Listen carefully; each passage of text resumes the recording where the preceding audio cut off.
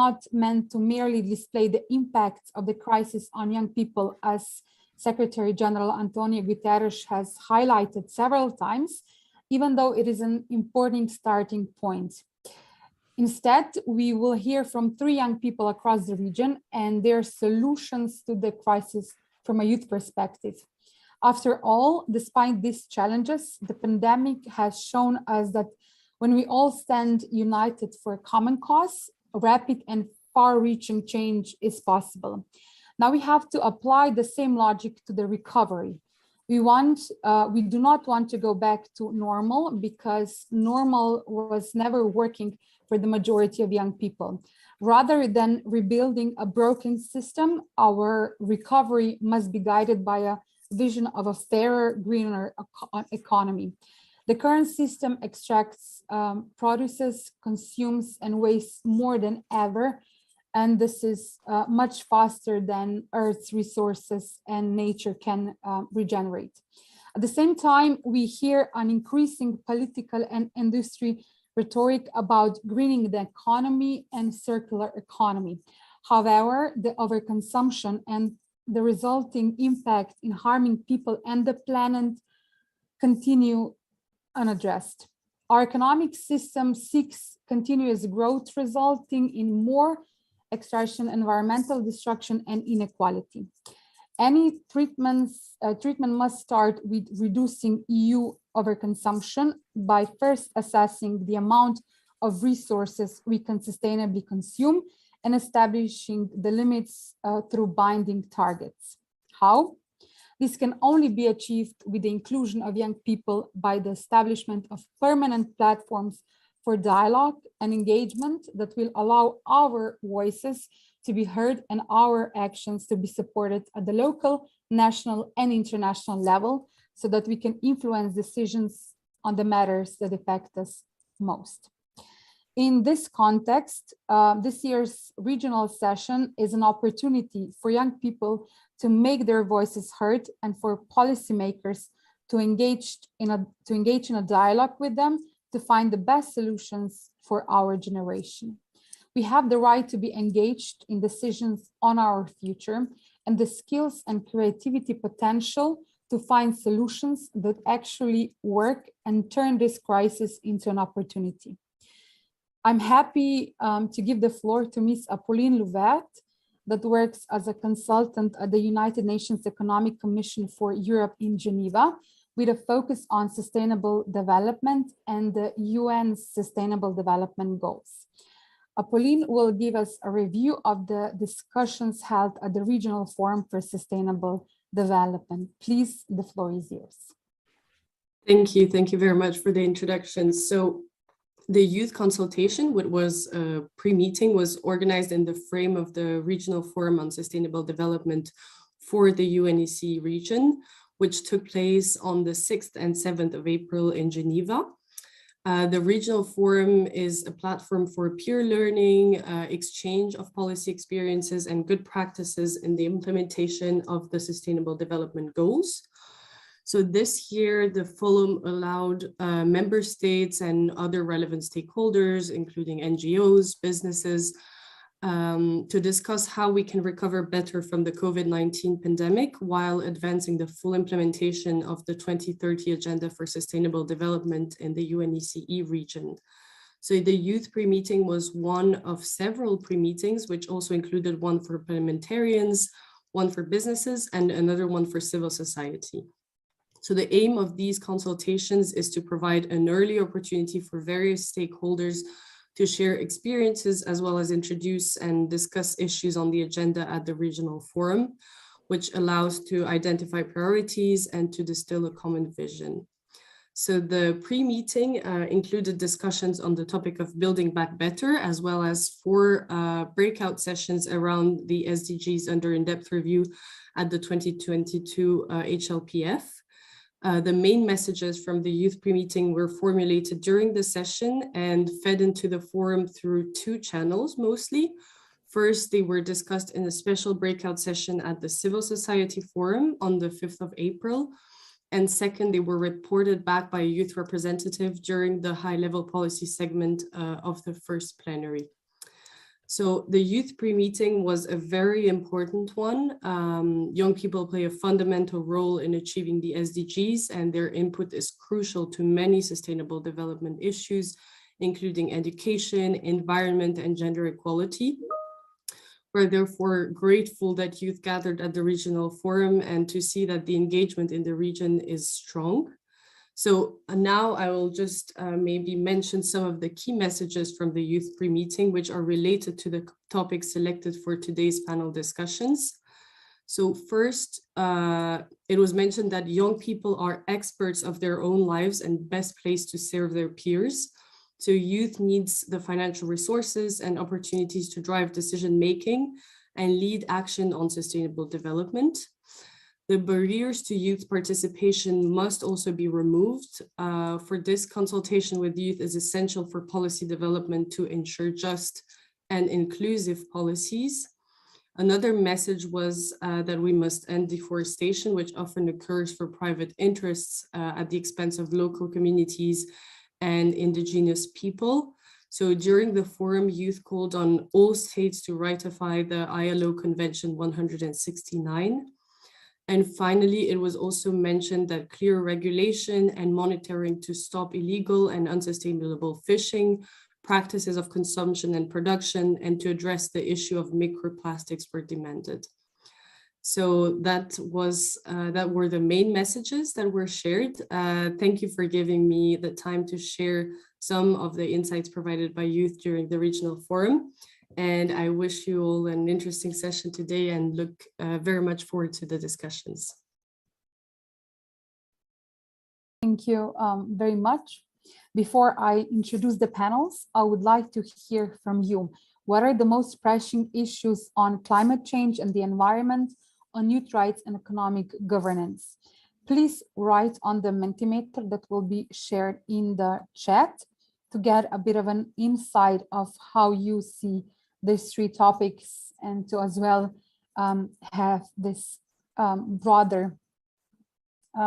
So the first question that we have is, what is the biggest issue you're facing in the climate crisis?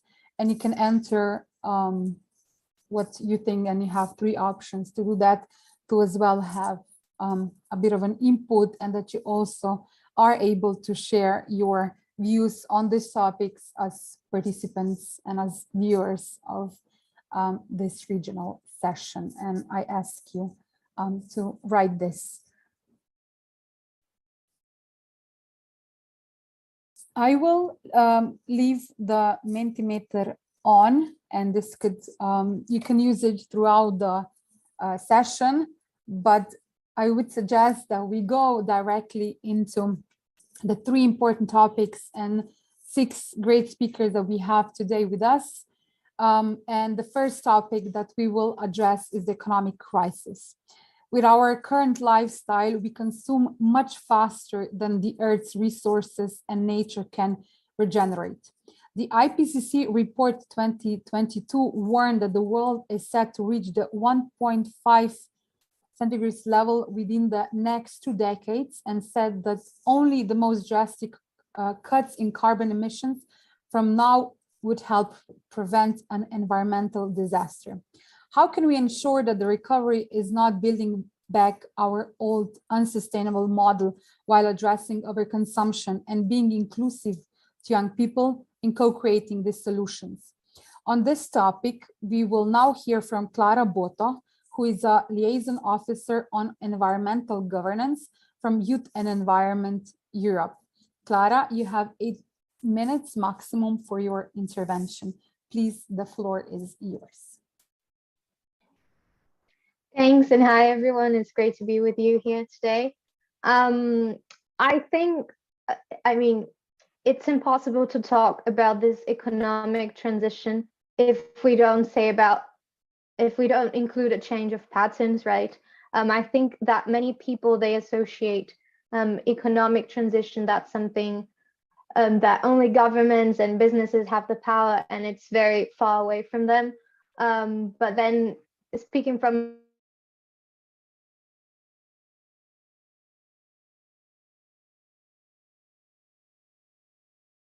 Clara, Sorry, but we cannot hear you. Your internet is breaking. Sorry. Now you're back, so you can continue.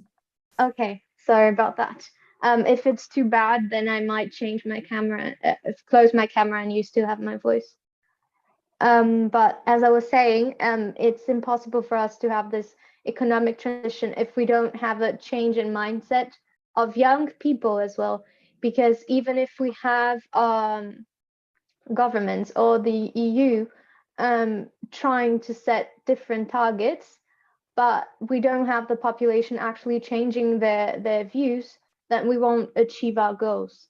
And then how can we have young people on board of this transition if they don't understand what sustainability is? I mean, they might even understand, they might check their Instagrams and see people talking about it, but if they don't internalize that and don't make it their cause, then we won't move. And there are many researches that show that young people that are not actually prepared to work with sustainable development. And I think that's a huge problem we have.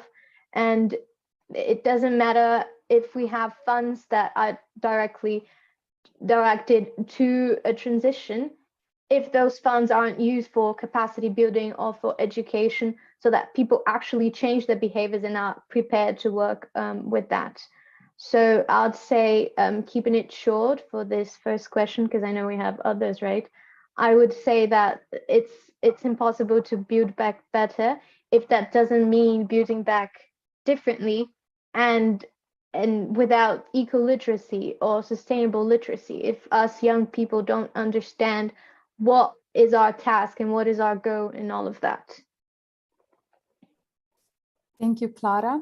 I invite now Ms. Rosalina Petrova, who is a member of Commissioners Viljuro Sinkovic Team Environment, Oceans and Fisheries. You as well have 8 minutes for your intervention. Thank you. Thank you very much. Good afternoon, everybody, and thank you very much for inviting me to speak with you on important topics.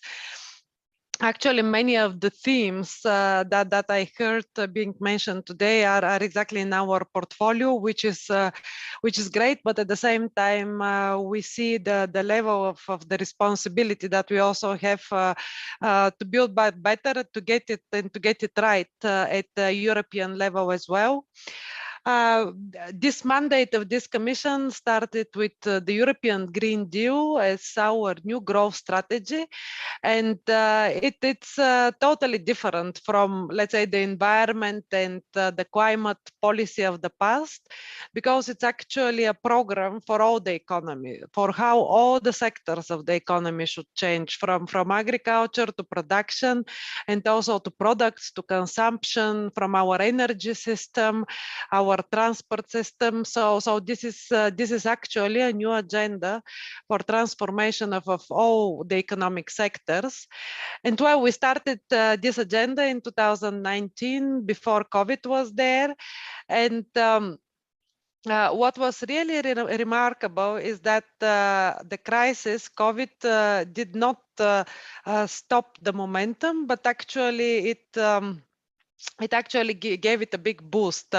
When we presented the Circular Economy Action Plan for a cleaner and more competitive Europe back in March 2020, the COVID crisis, the pandemic was picking up all around Europe, and we were quite worried. Well, how would people react to it?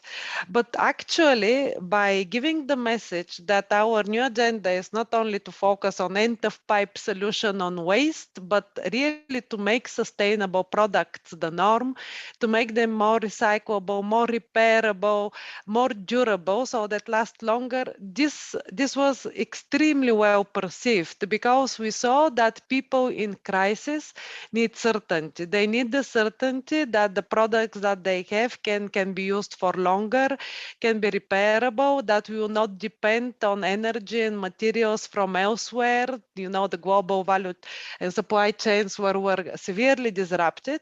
And this is what we still see. Just in March, so 2 years later, we presented a brand new legislative proposal on making sustainable products the norm, on setting eco-design requirements for products. And then this was also very well perceived. And this is exactly our aim, to make products durable, repairable, recyclable. Because, of course, we've presented also on the climate side a number of initiatives towards climate neutrality by 2050. We have Fit for 55. This is all those policies to reduce emissions. But just focusing on energy will not bring us there, because it's both energy and materials that matter. And since 90% of our biodiversity loss and half of the greenhouse gas emissions are caused by resources extraction and processing. So unless we really take action on products, on materials, to make them circular, and not only to make them circular, but indeed to slow down this acceleration with which they become waste, that's super important. And this is very well received by the citizens. We also present a very concrete initiative on textiles, and then textiles are really the paragon of let's say, the unsustainable consumption patterns, because in a way we have broken our relationship with clothes, with the fast fashion. We no longer love our clothes. We wear them like we treat them as disposable. And this is really something which is particular also relevant for young people, because it's important. These are the little things that everybody can do. Use your phone for longer, love your clothes. We have a campaign that is called Refashion Now, and we see more and more young people really going for vintage clothing, engaging more and more in these patterns. And in this way, everybody has a role to play. Of course, it's very important to hear the voice of the organized voice of youth.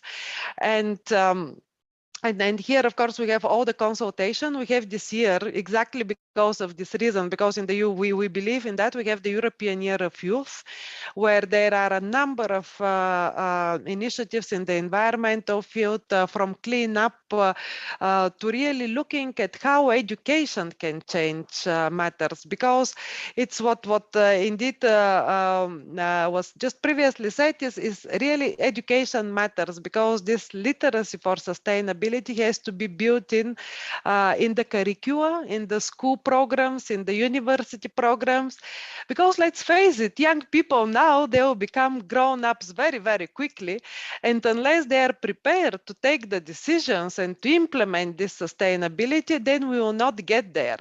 And it's not that you have a lot of time. Me, myself, I started working in a cabinet when I was 23. It was in another area of sustainability, social policy, but basically you don't have so much time to learn. Very quickly, you are the one that will take the decision. So that's why it's very important to be prepared. And even our commissioner, I mean that he's my best example. He became a commissioner for environment and fisheries with Brexit, with the Green Deal at the age of 29. And then he's brilliant in doing this. So that's why we have to prepare, because we see all over Europe the young generation really having a lot of trust in it.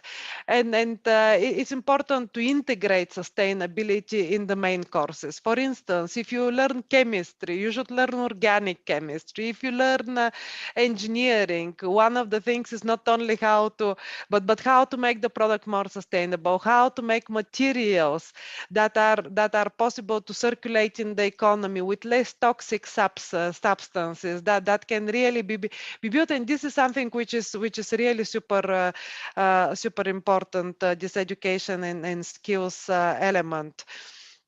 And I mean, on our side, we can only indeed invite more and more initiatives, and there is a role from, let's say, having initiatives at school to having initiatives in the local community, then at regional level, at national level, and then at, as I said, at European level, we take this very seriously, and that's why we are now building this up. Of course, in the European Union, we have our usual process of consultations where we launch public consultations and all the stakeholders contact us. To be honest, I've been dealing with the policy development for many, many years, and unfortunately, I have not seen an opinion from a youth organization. This is something which I would really love to see at a certain moment.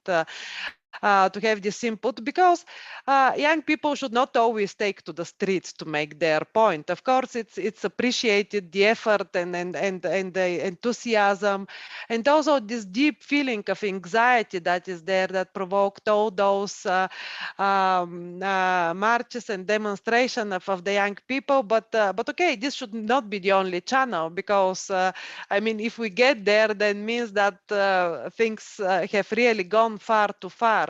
And then you as youth organizations, if you could indeed work more on providing this policy input, I'm sure that you will be heard, and this will be very much appreciated.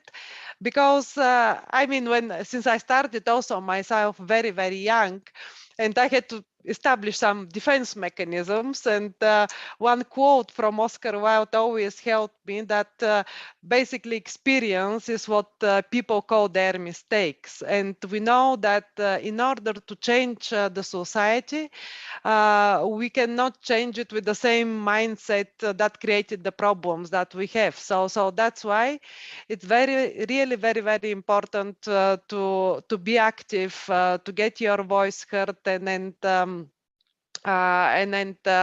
I'm sure that many people will listen with interest and will take your views up. So let me finish with that, and looking forward to more specific questions. Thank you, Ms. Petrova, and I'm certain, since the European Youth Forum and its member organizations are doing that a lot, so we're not just present on the streets, but also we have a lot of policy inputs and a lot of policy positions that we're advocating for. So I'm sure that we will knock on your doors and accept your invitation to be also active in this political advocacy aspect of it. To go more into deeper questions, I would first like, Clara, for you can share your inputs on how can we address the overconsumption in the region that is happening at the expenses of countries in the global south. That is a question very dear to me, because I grew up in the global south, and now living in Europe for a while, I think the questions are still the same. These are the same things people, like young people at the global south, have been asking. And I guess this issue is twofold. First, just like you've mentioned, and Rosalina as well, consuming better also means consuming less. So we have to slow down not only our production, but our consumption patterns. And I guess there's this whole talk of having everything being produced sustainably, but only because they're being produced sustainably doesn't mean that we have to keep on over consuming them. So and even though young people, I wouldn't say the majority, but even though many of them are interested in sustainability, I think I see it in both aspects. And then, for example, Rosalina also mentioned fashion. So we have more people consuming vintage, consuming secondhand, but we also see many fast fashion companies still growing. So I guess there's a gap. There's one part of the generation that's very interested, and there's another part that is ignoring. So we have to address that gap. And then it's impossible to talk about overconsumption as well if we don't talk about a change of mindset, like I have said before. And I guess that if we start, actually having this conversation, reaching those young people that aren't still at the table, aren't here with us talking, you know, then we won't solve the problem, because we might already know about everything. And for us, it's solved, but we have to reach those others that aren't still here at the table with us. And okay, so that's the first thing. And then the second thing, the second part of the twofold solution, I would say that we need to have regulation. So that's more at a political level, because yes, we might change our patterns, but if I think you mentioned right in the beginning, right, that we need to have binding targets. Why do we have binding agreements for like the World Trade Organization or for trade agreements in general, but we still don't have those binding agreements for climate and for environmental things? Do we in Europe really need to consume, like, I don't know, avocados that come from Mexico and are destroying the environment there? Can't we change our production and our desires in terms of food, in terms of fashion? So I think it's not only overconsumption, but also consumption, trying to localize more of what we're consuming, what we're producing, so that we don't rely extremely on the global south, and so that we actually perceive things differently. I guess we live in a crisis of narrative, and we need not only to change this narrative, but also make it reach those that aren't still there, you know. And I guess I've exceeded my time. Thank you, Clara, for your insight on this. And if I ask for the final question on this topic, Ms. Petrova, how would you, is there something, you would maybe like to add with what Clara said regarding the overconsumption that is happening in the region at the expense of countries in the global south? How does the European Commission how is European Commission dealing with that? Well, I mean, whenever we talk about production, we talk also about consumption, because basically these are two sides of the same coin, and then production is accustomed to consumption and vice versa. So it's very difficult to split those. So that's why, and the emphasis that was given on regulation is very important, and this is exactly the approach that we have been implementing. First of all, we have with our recovery funds, the Next Generation EU, this is how our recovery fund is called. We devote 800 billion for the green and digital transition. Mostly we do no significant harm principle, but indeed funds are not enough, although we try to take the private financing system as well, the national governments through reforms. Rules are also very important. In the EU, we would really like to lead the way in sustainability, and that is why we have this these new initiatives that are on sustainable products. We also have initiatives on let's say on consumer protection, so that consumers can really buy green. And then what they buy advertised as green is green, but it's true that there is a huge number of consumers where some minimum requirements need to be set in order to make the whole consumption more durable. And it's not an easy question with let's say the south and the north, because whenever in the beginning, I can tell you, whenever we came with our circular economy story to the south, people didn't like it at all, because I mean, basically all those economies, they also depend on trade, on making sure that they can sell not only in their own country but also internationally, something which is with added value to them. So it's difficult, and we have had quite a tough talk with them also on the circular economy. It's getting better, and we are really trying to solve issues that are affecting those countries. For instance, we have new proposals on waste shipments, so that we make sure that those countries do not become the dump grounds, and also to engage them in this circular economy story in a positive way. And we see, for instance, in South America, there are many countries that are interested. In Africa, many countries that would also like to solve their own waste problems, because let's face it, there were some authors in the past who said that the problem of the current society is not actually that we have too little, but that we are living in the age of plenty. And yeah, and that is something, but indeed consumption is super important. It's difficult to regulate, but we hope that with all the initiatives that we have, we will get there in the end. Thank you very much. We're moving on to our second topic, which is youth rights. And you have, again, a question in Mentimeter, which is, what is the biggest issue you're facing on youth rights? So this is the second topic we will be addressing today, and it is about the human rights of young people.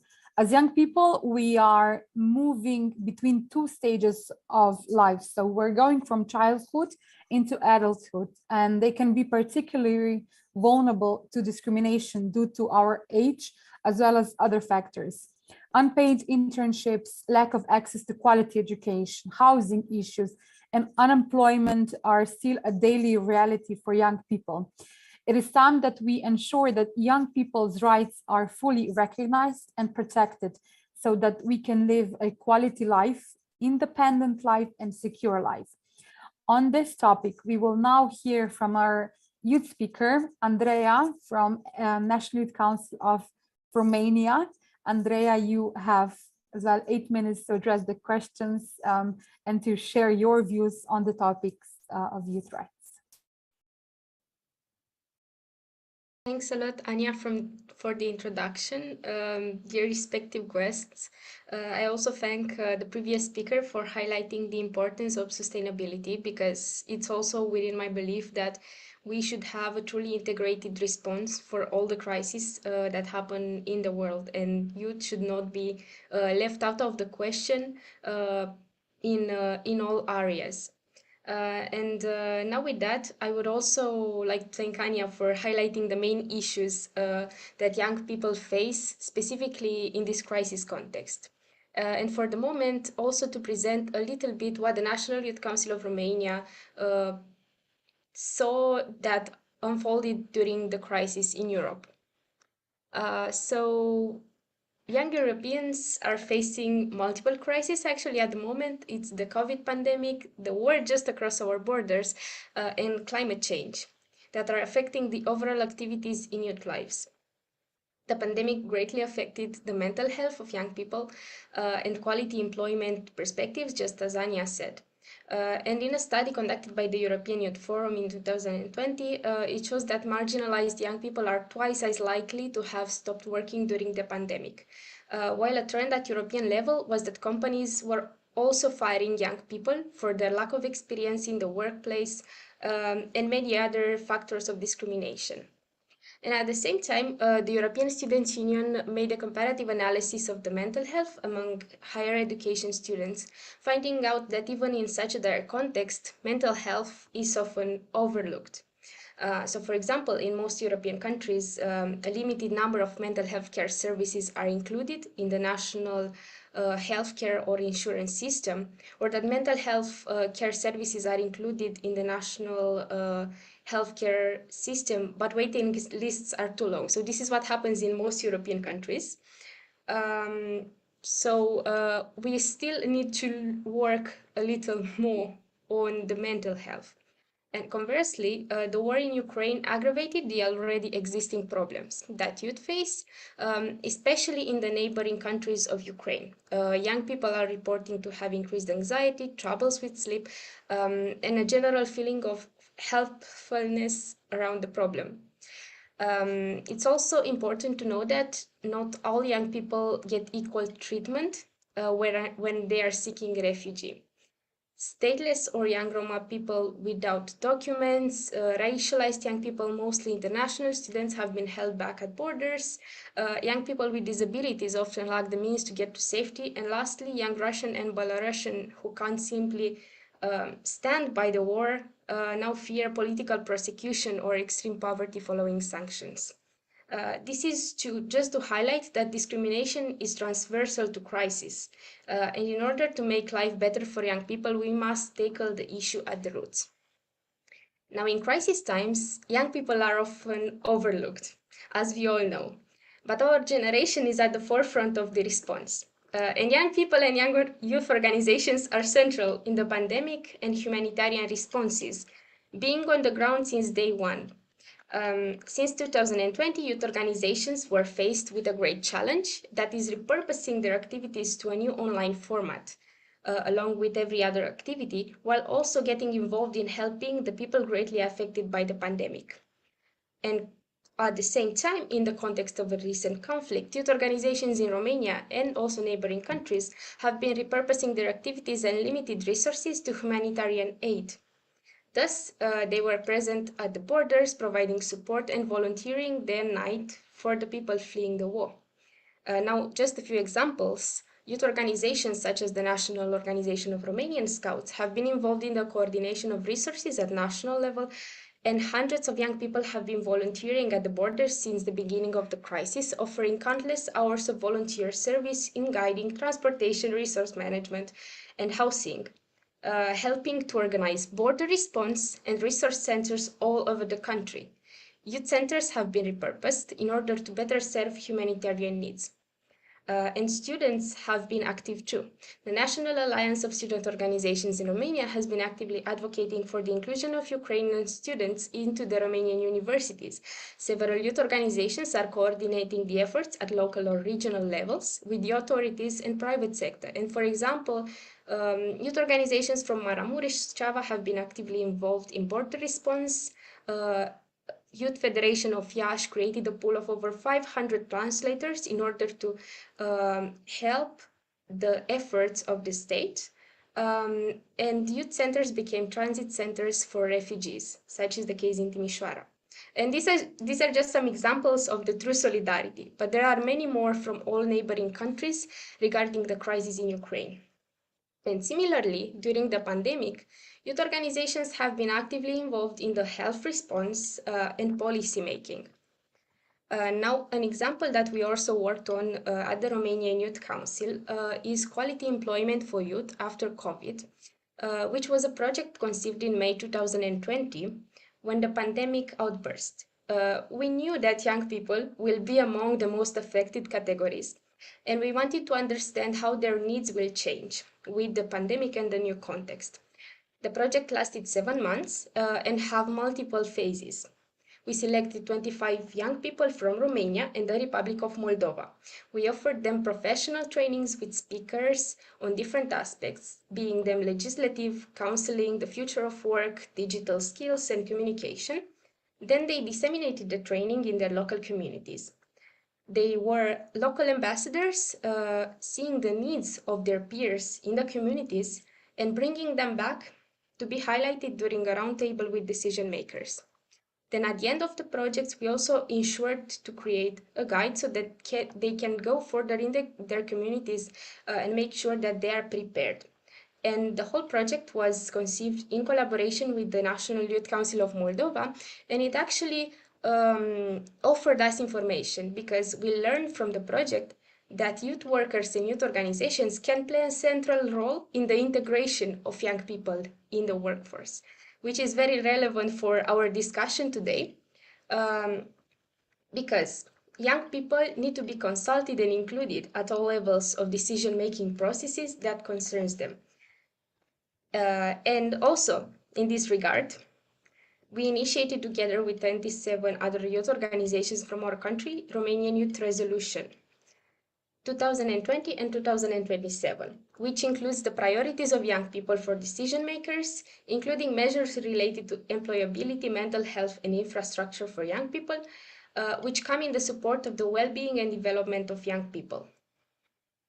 And based on this document, but also the findings in the studies in projects that we conducted in the pandemic context, we came with a few recommendations that we also want to bring here today. Young people need better tailored and youth-friendly programs. There needs to be a cross-sectoral approach to tackle the crisis in a sustainable way, together with the state, civil society, private sector, and other stakeholders. Governments need the capacity of non-governmental organizations to reach young people from different communities, and non-governmental organizations need the space for involvement in order to co-create policies that are better fit for young people, so that in the end we can reach a higher rate of participation of young people and ensure that their lives get better. And we call upon the relevant structures to also create a pool of funding for youth organizations tackling the most pressing issues in our society.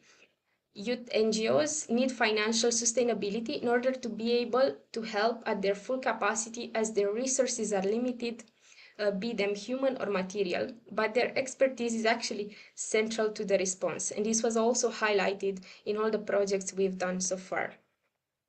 As a conclusion, I would like to leave you with the fact that we have to refer to young people as the present, because we must act now and we must offer the support that youth organizations and young people are needing in these dire times. And we truly hope that within this conference we can also find solutions to these issues. Thank you so much. Thank you, Andrea, for this. And indeed, it is important that we provide as well this financial sustainability for youth organizations to be able to actively engage, not just in the topic of youth rights, but also in the topic of climate crisis and other relevant topics. It requires a lot of resources, a lot of capacity to be active on local level, and especially on the global level. This financial support needs to be as well provided. So Andrea, thank you as well for highlighting that. I would like to now invite Ksenia Mikhailova from UNV and UNICEF and to present. And I believe you will start with a short video introduction that presents the UN volunteering program. Is that correct, right? Yes, that's right.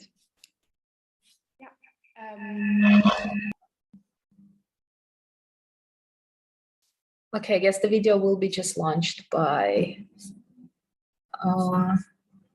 Katerina, if she's here. Okay.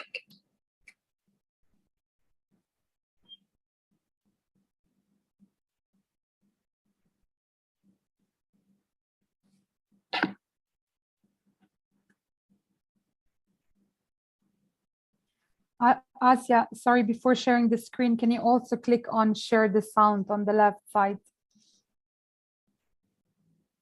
So go out of sharing the screen.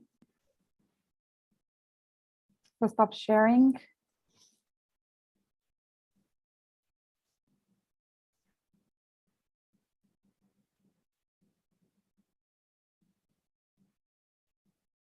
Yeah, if you go back on Zoom, yes, and then on the left side, you have a tiny box that says share sound.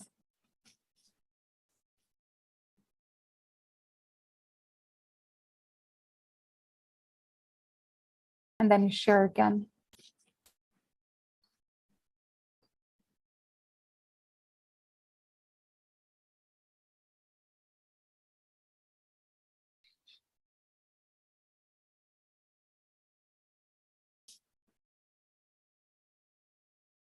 Okay. Then I will try to do that, share sound.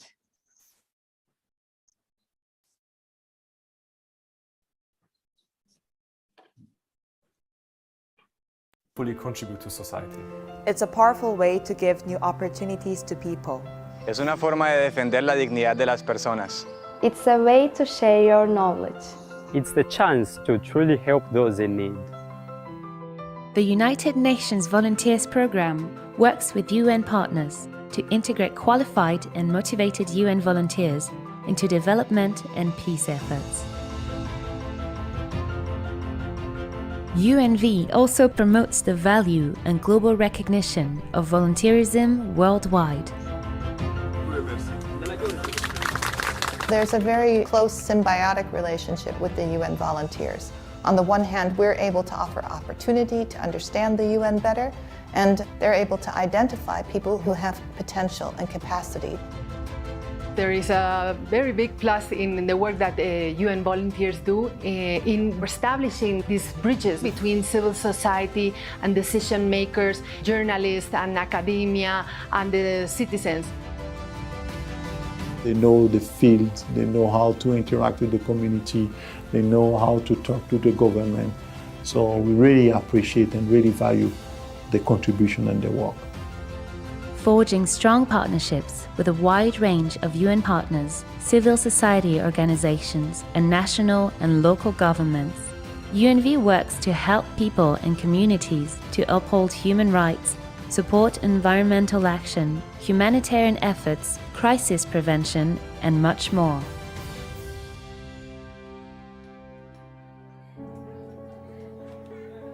I believe it is very important to see the impact of your work in the grassroots level, and youth from my community are also get inspired by my work as well. Il y a des gens qui ont besoin de personnel de santé, mais dans des zones reculées. C'est pour ça qu'il faut des personnels disponibles pour s'occuper de ces groupes-là. UN volunteers play a critical role on the ground and online. They provide unique expertise as national or international volunteers, contributing to advance the Sustainable Development Goals. With its more than 10,000 volunteers from over 168 countries, and more than half of them women, diversity and inclusivity are at the heart of UNV. Often people think of UN volunteers as the young people who are just starting out, but actually it's really about the spirit of volunteerism at any age, at any gender, and any kind of background. UNV also supports the participation of persons with disabilities, youth, refugees, and others who may not always have a say in their own development and the future of their communities. The spirit of volunteerism goes beyond the call of duty. You stand ready at any time to offer the services to the people. El intercambio cultural que tienes con otros, el intercambio de experiencias que pueden enriquecer también tu vida profesional y que puede proyectarte para un futuro dentro del campo humanitario. When you give more of yourself in the service of humanity, you get to impact so many people in so many ways. Throughout the world, UN volunteers are inspiration in action. UNV continues to promote volunteerism as a powerful force to engage all people in tackling the many development challenges we face, and to tirelessly work for a better, more equal, and more just world. We are United Nations volunteers. We are United Nations volunteer. We are United Nations volunteers. We are United Nations volunteers. We are United Nations volunteers.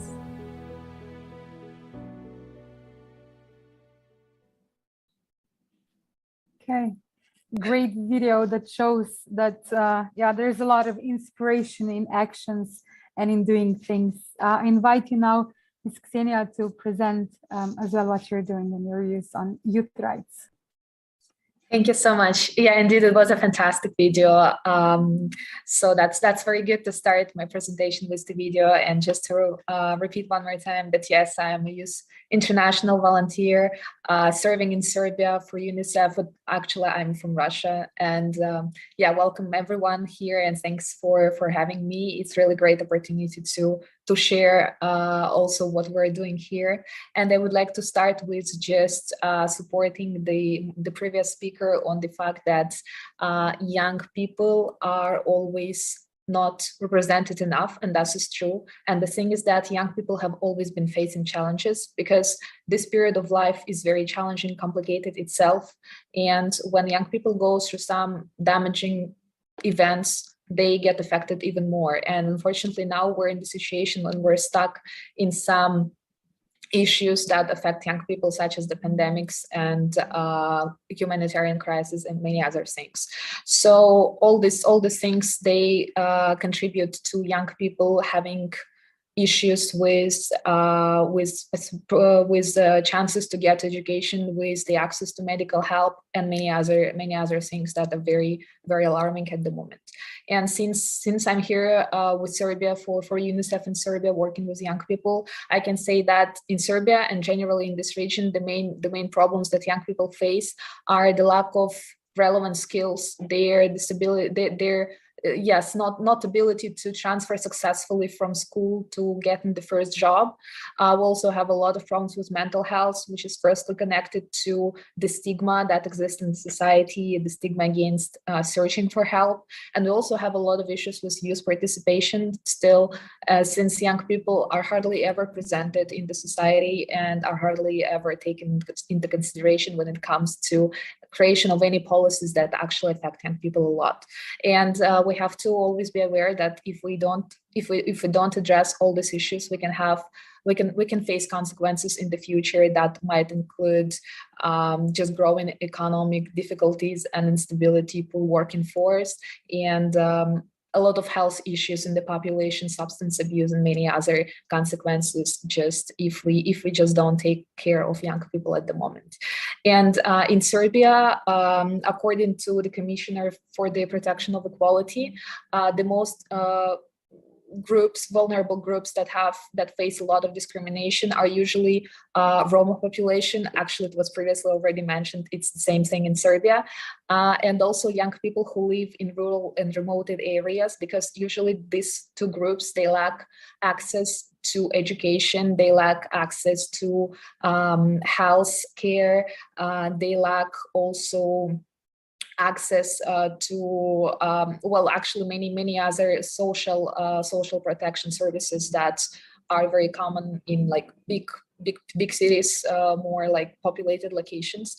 And so yeah, and in Serbia now it is very important to support these two groups, and it is very important to give away, and it's been going on in Serbia a lot, which is fantastic, that local NGOs have been taking care of these two groups through providing more digital access to these groups, providing digital tools to ensure that these groups can access education, that these groups can have telehealth services and other services to close this gap between small areas and populated cities, and between different population groups.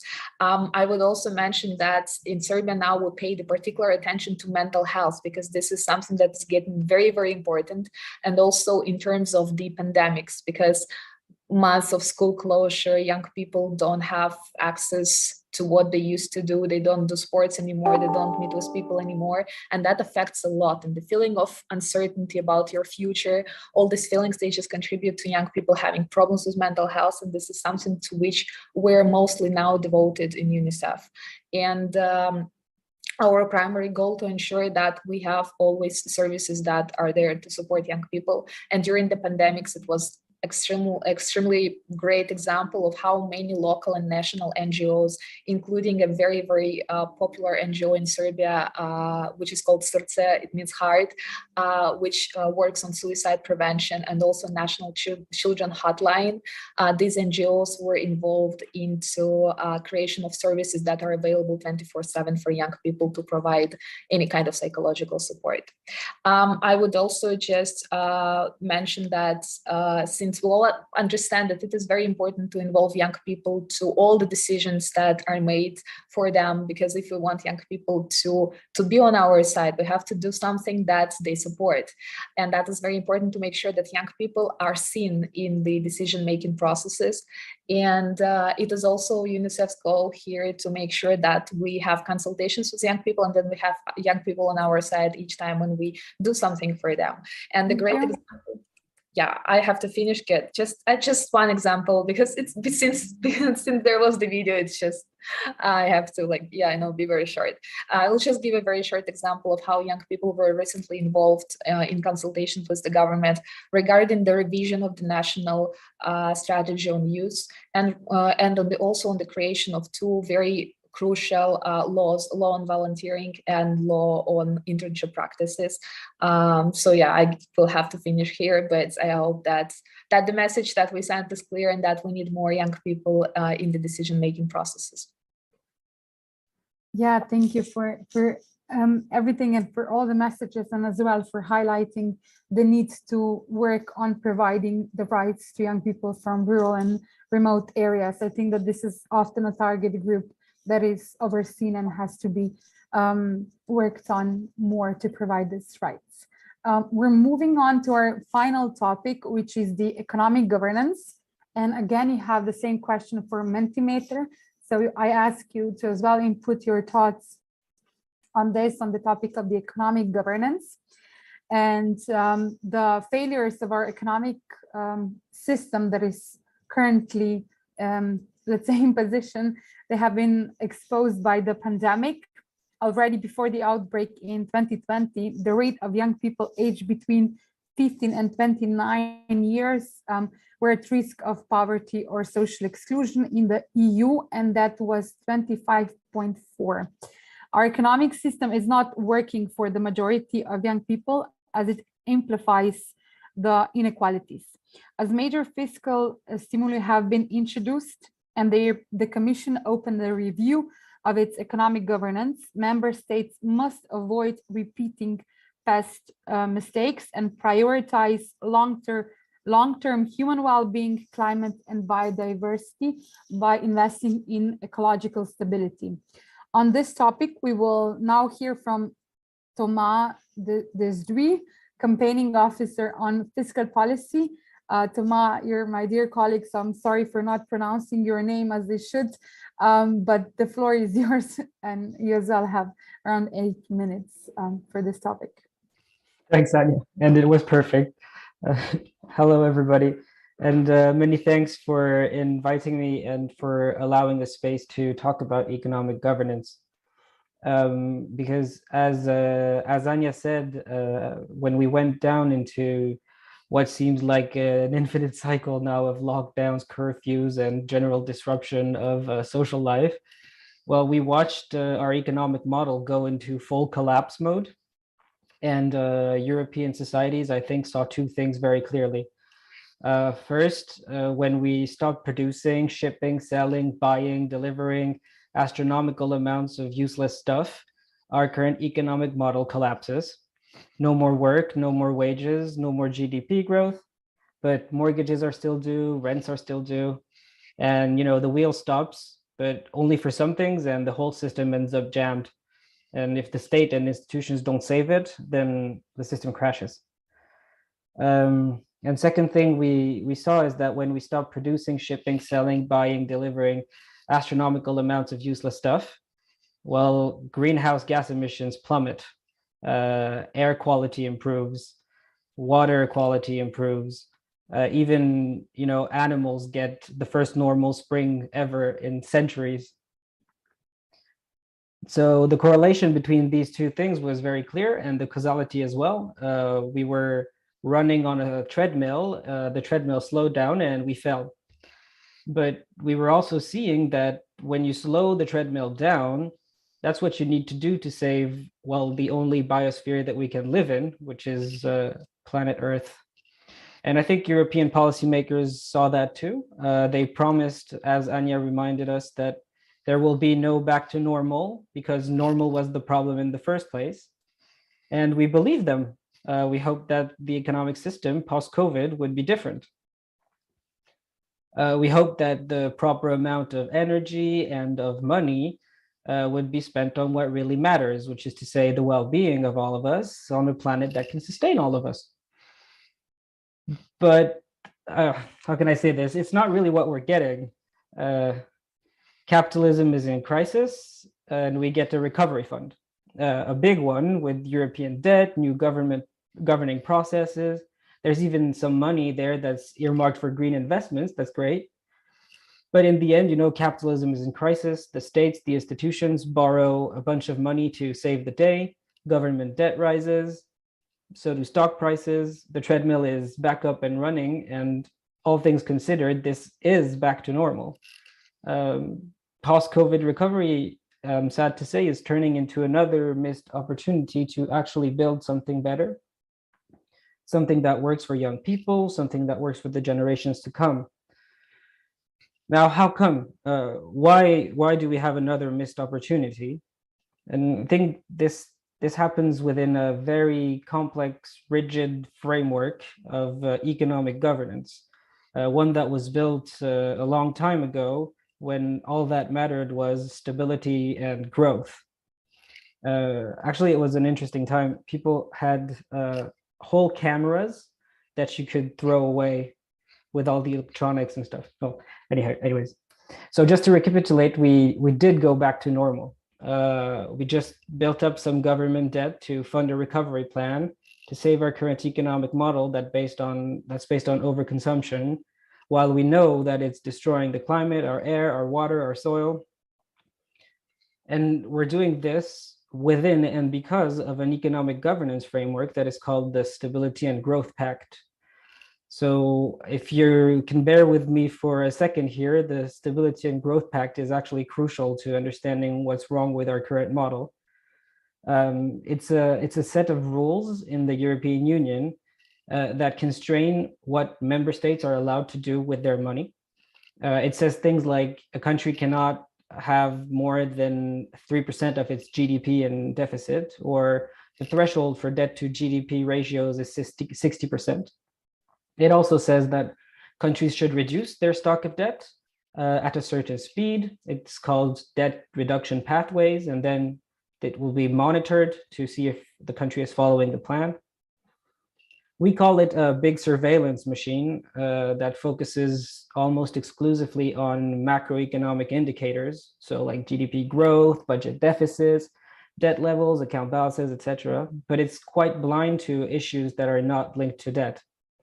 Specifically, it does not, this economic governance system, it does not account for environmental challenges or for social issues. It established ceilings to spending, but not floors, for instance, to spending that would force countries to invest in a just and social transition. Well, it also forces this system, EU countries, to take austerity measures, so cuts in public services, cuts in public investment, cuts in spending on education, on health, on the welfare state, etc. And we have an upcoming report coming in at the European Youth Forum that shows how this impacts young people in a very disproportionate way. So basically, the European Commission runs the surveillance machine, and all this ensures member states don't build up too much debt. If you spend too much compared to what you earn in taxes, then you might be up for the excessive deficit procedure, and that can lead to sanctions. And now that's where we have a problem, because we know for a fact that we're going to need much, much, much more public investment today and in the years to come if we want to transition to a sustainable well-being economy. We also know that the cost of emissions to current and future generations are not borne by those who produce them today. And we also know the cost of inaction. The cost of investing now to fight climate change is much inferior to the cost of failing to invest now. So we have a tension, right, between meeting these important social and environmental goals that require public spending and investment, and this is in tension with meeting strict debt rules in the current framework. So that's why we have a proposal and a position. And what we say is that greenhouse gas emissions are jeopardizing our future, and so they should be a part of the big surveillance machine as well. So we suggest the transformation of the Stability and Growth Pact into a Sustainability and Well-being Pact. Thank you. Please wrap up, yes. Yeah, give me 2 seconds to wrap up. And yes, we think that we could have a procedure that would help, where the European Commission could help countries follow their plans from the Paris Agreement, the same way that it helps countries follow the plans of the Stability and Growth Pact. So I think nobody needs convincing that a fair green transition must happen and that it must happen fast. But what we really want to know now is that if our institutions are ready to do what it takes. Thanks a lot. Sorry for going over time. Thank you. And I still ask you, the ones following this discussion, to go on Mentimeter and click and write in what are the challenges with fiscal, and if this is a new topic and something that you are not familiar with, I think that's also a very important aspect to add, because it is a new topic especially within the youth field that we're dealing with, and it is an important topic. So if you do not have kind of knowledge on this, that's also an information or maybe an issue that we're facing, that we're not informed or educated well enough on this topic. So I kindly ask you to add that as well, to see what is the situation with this and how people understand this topic. I invite now Ms. Lucia Piana. She's the Deputy Head of Unit Fiscal Policy and Surveillance at the European Commission. Ms. Piana, the floor is yours. Thank you very much. Thanks a lot. And thank you also for inviting me. I think you made an important point, the knowledge about the Stability and Growth Pact and our economic governance in general seems to be a bit missing. And thank you also to Hassia if she can share the slides. And so, okay, and here are the slides but it's I just want to highlight a few points, and I have provided also in the last slide. I will not touch upon them, but a brief description of what is the Stability and Growth Pact and which legislation it refers to, because I think it can be useful indeed for you. But now I want like to concentrate in these few minutes on the economic governance review. It's the motivation, the consultation we have had, and explain that there's the public debate still ongoing, that indeed to cater for the need of more investment for the future and for the trends that we are living in, we are focusing a lot in the review on the topic of investments, and then we conclude what about the next steps. So you can use the following slide. Thanks a lot. So first you have to consider why we have an economic governance framework common to the EU member states. And it's due to the fact that we have a common monetary policy, but fiscal policy is very much decentralized. So in reality, what Thomas has understandably called big surveillance is a very little surveillance, because member states are free to choose their fiscal policy. We cannot tell them what they should spend, how much they should tax, and what we operate are, as rightly pointed out by Thomas, these macroeconomic indicators. Because why? Because simply if one country spends too much and accumulates too much debt, it has an impact, given that the monetary policy is common and the country cannot devaluate but accumulates a lot of imbalances. It has an impact on the other countries, the risk of spillovers, and we have seen this during the economic, the Euro area debt crisis of 2012.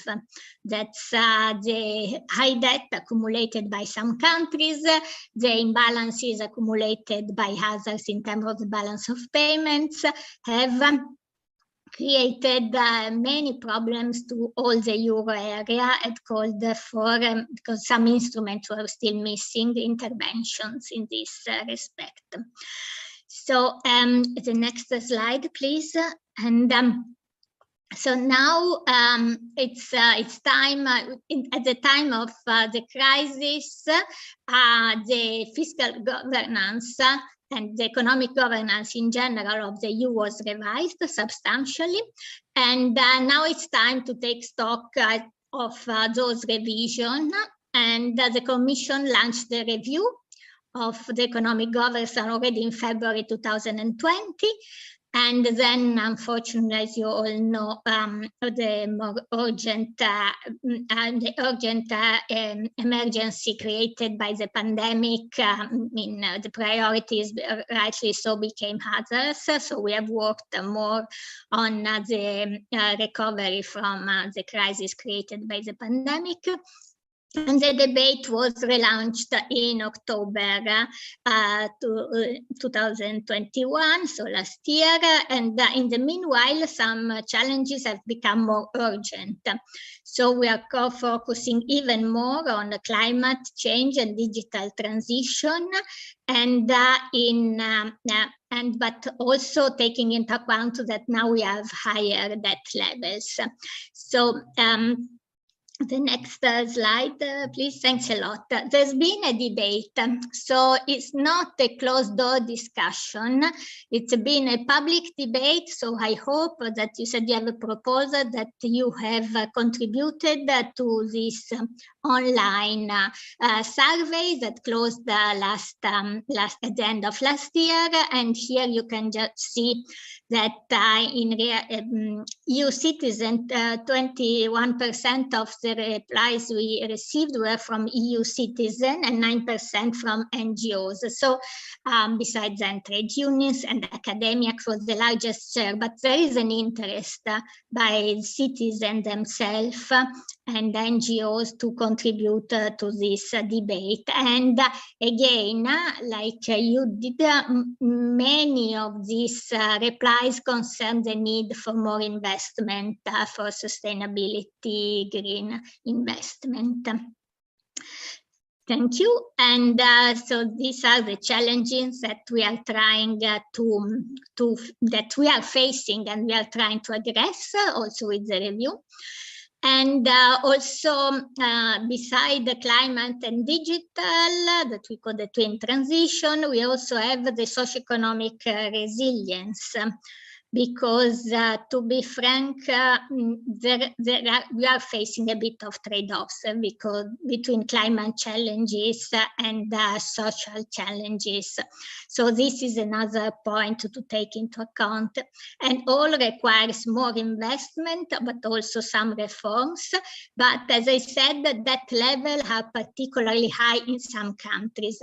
So in reality, a problem that we are facing is that our economic governance did not failed in maintaining its objectives, that was to ensure fiscal sustainability. So that are still sustainable, but many countries, especially in the euro area, have high debt ratio. And so this is something we have to address together with the need of more investment. So again, there's a trade-off also here. The next slide, thank you. Okay, and this is just to show how investment had declined with the economic and financial crisis.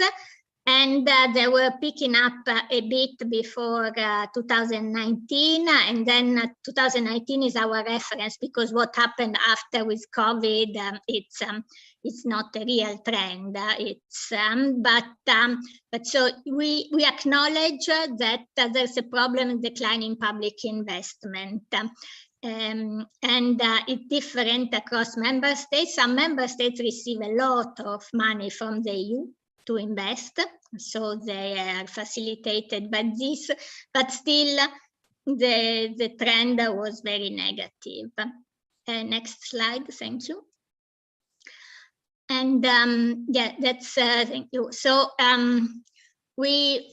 for us, public investment, also to steer more private investment, because climate change has to be faced also by a lot of private investment, not only public, but public investments can also facilitate private investment. It's critical, so for sustainability and for long-term growth. Again, there are trade-offs between higher investment, budgetary priorities, and also social expenditure, because social expenditure is not investment in general. I mean, in terms of production for the future is something necessary, but for the present. So there are many trade-offs. And so that's the issue is that indeed, there might be some investment in deficit, meaning higher debt, but a lot should be done in reality through switching from some component of expenditure to others, and also increasing revenues. It's because, I'm sorry, but if you want more deficit, it also implies that it's a young generation that is going to pay for this. So it's not that all the deficit we do will provide so much more growth in future. We have to be very careful on what the money is spent. If certain investment, for sure, will provide more, will repay themselves in future, but other expenditure will not. For instance, pension expenditure. It's and a lot goes to pension, so you have to be careful because you are going to pay for the current pension if this trend is not taken into account. So currently the EU budget and Next Generation EU and the Recovery and Resilience Facility are contributing a lot to investment, but this will not last. Thank you. Next slide. So together with investment, sorry, but we need to ensure fiscal sustainability, actually, because without fiscal sustainability, you cannot invest, because suddenly all the possibility to spend of a member state are out, and we have seen it again with the crisis, so there's no possibility to invest anymore. So this remains a primary objective of the EU fiscal rules. You can indeed have surveillance on other issues, but this should be additional, because anyway, fiscal sustainability remains an issue, even if you point to it's necessary also for the green transition, because you cannot do it without fiscal sustainability of the debt. So we are focusing more on the medium term. Our intention is to focus more on the medium term to allow indeed member states to choose their investment plan. And we are, as you pointed out, to the debt reduction benchmark, we are working on this because we recognize that has not worked. It was too demanding because the inflation development had not been taken into account, the possibility that there was no inflation for a long period. Now the situation has overshooted in the opposite direction. We have a lot of inflation now, but the review will have to take into account all the different developments. So next slide, please. And here I conclude informing you that the Commission intends to, the debate is still ongoing with member states, but the Commission intends to present its proposals that are just orientation, not real proposal. It's orientation on the way forward.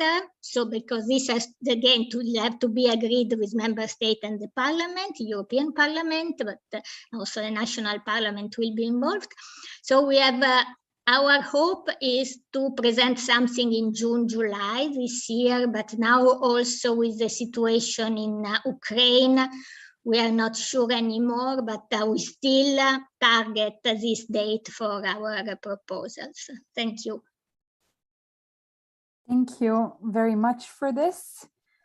We have come to the end of these three topics, so I invite now you, the participants, to ask questions. So I ask you, if you have some questions, to type in the chat your name, organization, or country, and then the question to whom this question is targeting. And as well, we will only be able to take maximum 2 questions, because in our time we only have 3 minutes left. You're as well welcome to share your thoughts in the chat, as Carlos Garcia did, so thank you for your thoughts as well that are shared in the chat. I'm sure that the speakers were able to read your inputs. I ask you to write the question in the chat. So we won't be taking questions from the floor in a speaking sense. So please type your questions in the chat.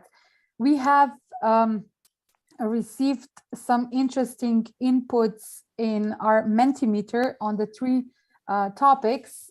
So the first one received the most input. So we have a lot of views on water, on justice, on democracy, on tokenism. So these are what you see the biggest issues. I'll wait a second, you can do a short screenshot to save this if you're interested in seeing what are the biggest issue by the participants.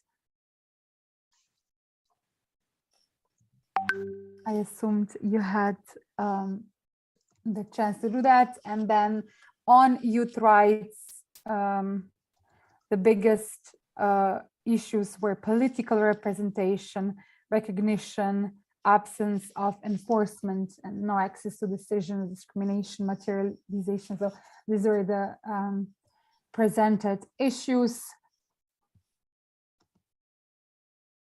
And on our final, we have seen that there is lack of knowledge, and then also the issue of inequalities and social security. Thank you for sharing your thoughts in Mentimeter. I would now give the floor to, we can change the rules. What are we if not flexible? So I invite, I hope I read your name right, Annette Bike from Latvia, so the UNU delegate. Thank you so much for allowing me to do a short intervention. I'm the youth delegate of Latvia, and I would like to echo what Andrea, if I remember correctly, said before about the situation in Ukraine, about Russia's war in Ukraine, and would like to emphasize once again how we need to solidarize with Ukraine and really support people that are fleeing into European countries at this moment, because it's more than millions and millions of people. And if I can ask a quick question, then my question would be, how can we build public resilience when it comes to disinformation campaigns? Because it was something that we saw during the COVID pandemic. It's something that we see with Russia's attack on Ukraine.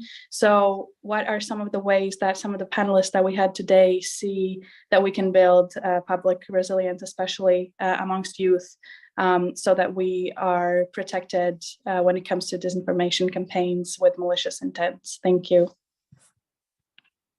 Thank you. Annette, would you like to have a specific person answering this, or whomever feels? Whomever feels that they can answer, yes. Okay. I ask now the speakers, the ones that would like to ask this question regarding disinformation and public resilience.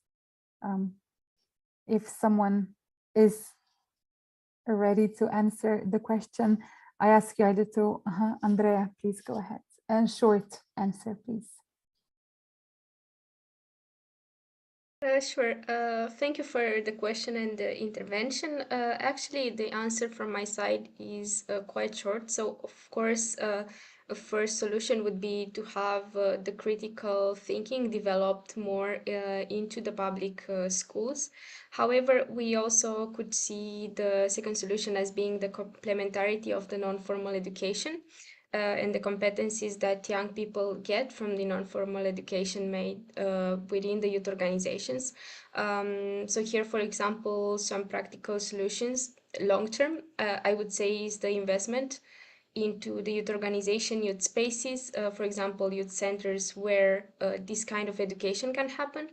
So in turn, we could have more and more young people getting access to non-formal education where possible, either in youth centers that are fixated in cities or around, or maybe youth centers that are mobile, that could provide hubs for providing non-formal education to more remote areas, in rural areas. So I would say this investment in youth infrastructure could be a solution, so that long-term we are tackling, disinformation.